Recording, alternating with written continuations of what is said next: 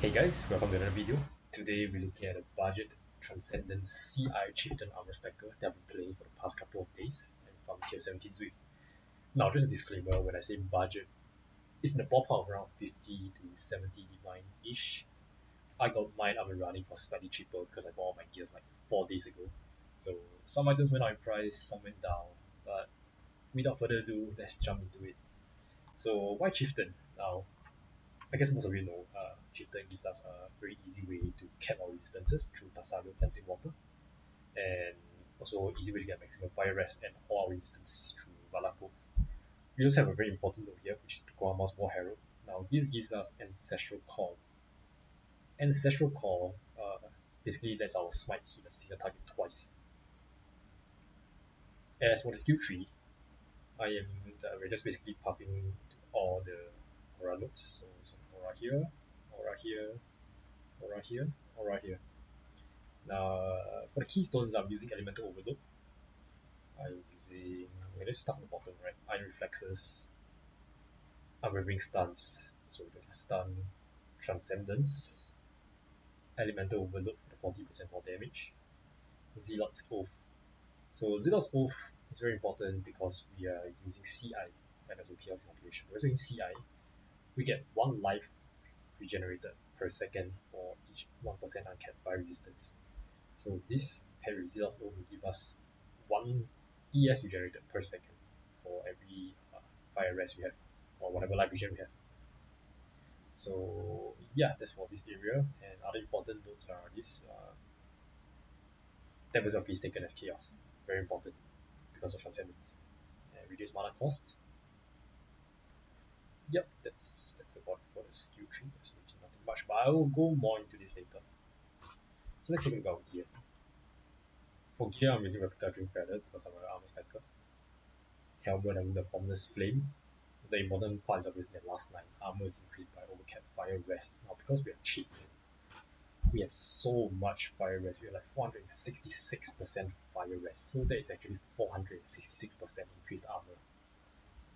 And also, don't forget, our fire rest gives us 1 life for each uncapped fire rest. 1 life regen, sorry. So this is 466 ES regenerated per second due to Zealot's Oath.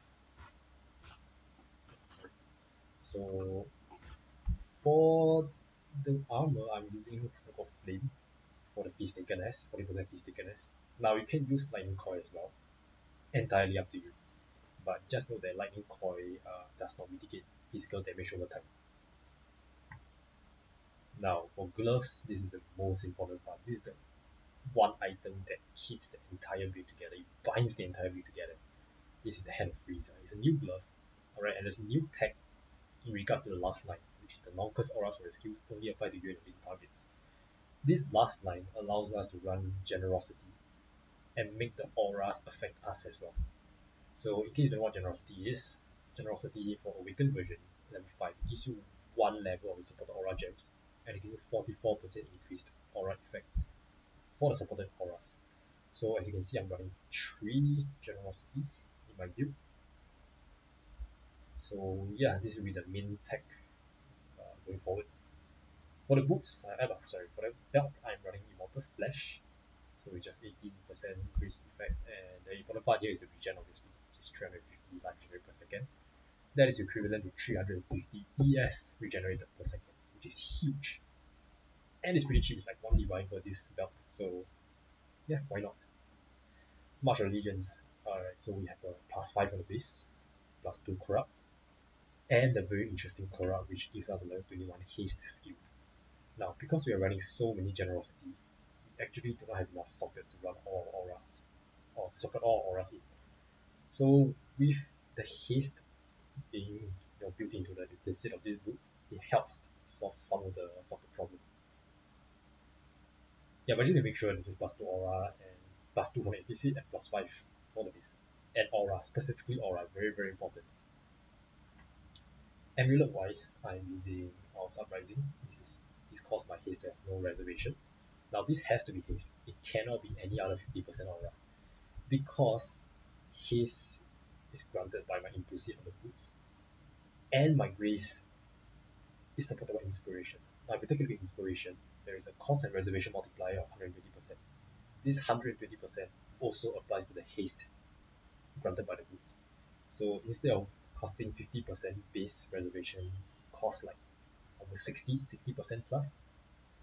Yeah, then because of that, I'll just fix the entire reservation by having no reservation on haste. And because we are on a budget, we don't have any like voices or 35% reservation efficiency introspection clusters.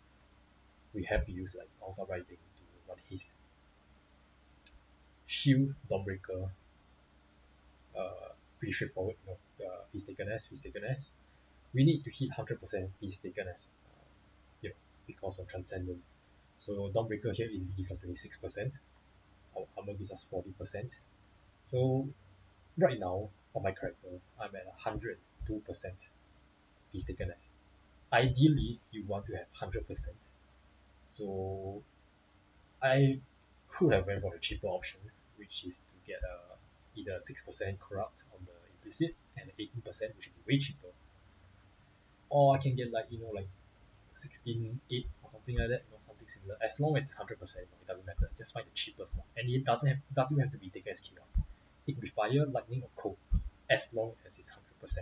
Please remember, very important. Rings. This is probably the most important ring, which is the synth implicit of reduce mana cost and reduce mana cost craft, the betrayal craft. So these two rings are relatively cheap. Like I bought this base, the ring base for like 10 chaos, and then I spent like 5 essences on it. So it's like 15 chaos for this ring. Yeah, very, very cheap, 15 chaos. This one, same thing, just need to have an open prefix and craft the reduce mana cost on it. I'm currently running a unset ring, but if let's say you're using any other ring, you can just take out the multiple totem support here and move the gem over.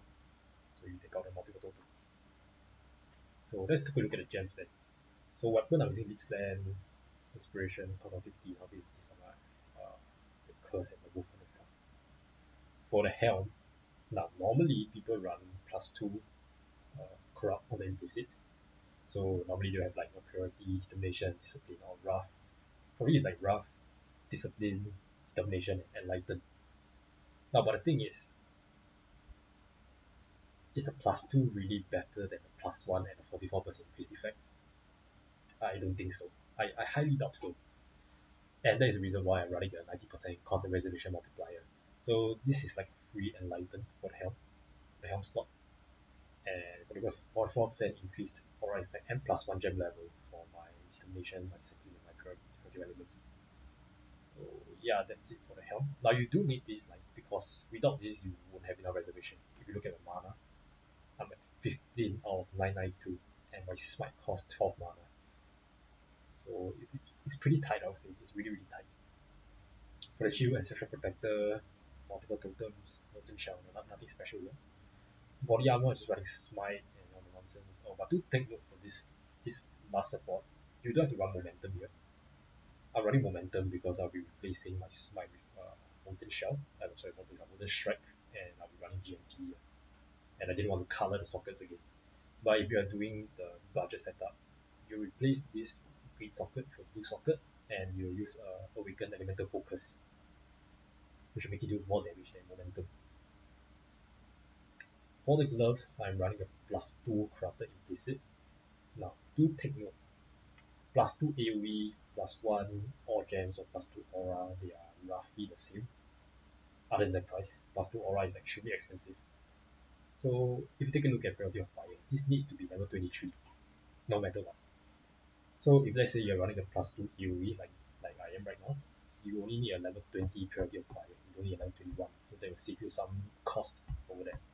So you just need to have a level 20, you have +2 from the gloves, so level 22, +1 from the Awakened Generosity, that will be 23. For rough, you want to get it as high level as possible. So yeah, just do a rough in here. Precision for the accuracy. But if you want to run, let's say you have a +1 corrupted implicit, right? Instead, you will need a level 21 Purity of Fire base. And then you have +1 from the gloves, that will be 22. And then +1 from the generosity, that will be 23. So from 21 to 20, 21, 22 to 23 is a very big difference. Level 23 gives you plus 5 max res instead of plus 4 for the previous levels. And this plus 5 is then further scaled by increased power effect. So it's very, very important that you get level 23 here. Boots. Now, normally people run Grace, Inspiration, Empower, Smite. So in that case, their Grace will be like level 31 or 30, depending on the Empower level. And then their Smite will be the same, level 31 or 30. But for me, I've tested it out personally and multiple times. Smite does not work with Awaken Generosity. No matter what you do, it does not work. You just don't get the aura buff from linking these two. And that's why I took it out. So, but the thing is, my Grace is still around the same level, 30, 31. But then he has 34, so he has 48% more increased aura effect due to generosity. And also, the boost has to be a plus 2 corrupt inclusive. Because at level 10, well, actually, maybe you don't have to, but because at level 10, generosity gives you plus 2 level instead of plus 1 to your supported aura dance. So, actually, you don't have to, like, you can get plus 2 aim as well, doesn't matter. But yeah, so Smite will be in the boots, it will be level 28 Smite. So level 28 Smite basically gives us a lot of flat damage. So this Smite will be used as a buff, as you can see on my skill bar. So I use Smite, and then I'll use my Winding, which is my right click to smite the enemies, just to get a buff. So yeah, that's about it for the gems. Now let's take a look at our jewels. Jewels are running 2 large clusters and 4 small introspection clusters with 25% increase effect. These goes for like 5 divine each. They're rather expensive because I bought mine like 1 to 3 divines, but the prices have since went up. For the large clusters, you can get whatever you want for this. You can get like prismatic heart, you can get some attack damage cluster, whatever. It doesn't matter, it's up to you. As long as you have the 2 introspections. Then we're running 1 lightning large cluster. One of those will be Storm Drinker. This is quite important because we get our leech from this one single move, as well as that lightning pen. And then this is extremely important, this orienting display. Because we are so stuffed on our mana reservation, our precision cannot get any higher level. And if you were to remove blind from my build, my hit chance is like 96% or 95%, something like that. So with this orienting display and the blind, I am 100% hit chance. Yeah, and that is what I'm running, this orienting display. And then of course got 2 other small clusters with introspection. Now for Watcher's Eye, the most important line here is obviously the Beast Taken S. So I have 11% here. You can play around the values depending on your Dawnbreaker rolls. So I have 11 here. You can get like 10, you can get 9, 9 and 26 on your 9 from your Watcher's Eye, 26 on your Dawnbreaker, something like that. It's really up to you. It depends on the load of your items. And then we have the energy shield gain per enemy hit. Now this is quite useful when I do like less recovery maps. It's just really useful, right? Just keep that in mind. Now the important part, the most important part of skill trees here is this entire section. We have Unnatural Instinct with Little Faith, Watcher's Eye, sorry not Watcher's Eye, Timeless Jewel with High Templar Maxarius. So now if you look at this, 1% reduce mana cost of skills per 10 devotion and 1% increase the aura effect per 10 devotion. If you pair this with Unnatural Instinct here, my devotion is at 200. So that means I have 20% reduced mana cost and 20% increase aura effect. Why is it so important? Well, because if you don't have the reduced mana cost, you can't use your Grace, because your Grace costs a ton of mana. So if you do the calculations, I have like 39% from my inspiration, 25% from this reduced mana cost mastery and all these notes, and then I have 15% from my wins, and another 20% from here, from this section, from the devotion. That puts me at 99% reduced mana cost for my Grace. And that's why my Grace only costs 9 mana, which is very important. I mean, I can get it to 100% if I just get level 21 inspiration, but that's like almost 4 divine. I'm not willing to spend 4 divine for just like 1% reduced mana cost. So I skip that. See some cost as well. This is the budget build. Yeah. Other than that, we really don't have much. Like there are these two jewels which I won't go into. These are the slightly higher budget version. So right now the three that I'll be showing you is level 96 on the POB at least. And if you look at 2 more levels and 40 more divines, you can get Forbidden Flame and Flash, Expel the Carnage. They will give you a straight up 40% more damage. So on the POB you're like 6M DPS. With these two socketed in, you're at like 8 point something to almost 9M DPS for Smite. Which is very good, but you're at level 98 at that point. And it costs another 40 divine, which I'm not sure whether it's worth it or not. It probably is, but yeah. Yep. Other than that, there's really not much to talk about. I've been farming tier 17 relatively easily. Now, as you can see, I have a lightning coil here. Now, when I'm doing tier 17s, right, there are some times when my flask, especially during the boss, my flask won't be up 100% of the time. And that will get me killed because my piece taken as instead of like 102%, I'm only at like 87%. But with lightning coil, you get another 10% more, so you're at 97%. So this allows me to face tank almost everything in tier 17, or at least in Fortress. Well, because Fortress, the boss, is heavy physical damage. So I just sit there and face tank him the entire day and I will never die. Never ever die. And that's why I have a lightning coil here. But it's entirely up to you whether you want to run a Cloak of Flame or lightning coil. Yeah, like I said earlier, just to note that a lightning coil doesn't have the 40% piece damage over time of damage over time mitigation. So yeah, take note. Other than that, there's not much. Now I'll be trying to get more videos out and get some updates here and there for this build and maybe some main builds along the way. So yeah, if you do enjoy this kind of content or if you want to keep updated with this build, do leave a like, leave a sub. If you have any questions, leave it down in the comments below. I do read through my comments. And yeah, I might be streaming here and there. Not sure when, sometime, somewhere in the future. But yeah, do keep a lookout. So yeah, with that said, GGG, please do not ban me for this. I know this tag is not intended or intended, I have no idea, but yeah, please don't ban me. Okay, that's all. Goodbye.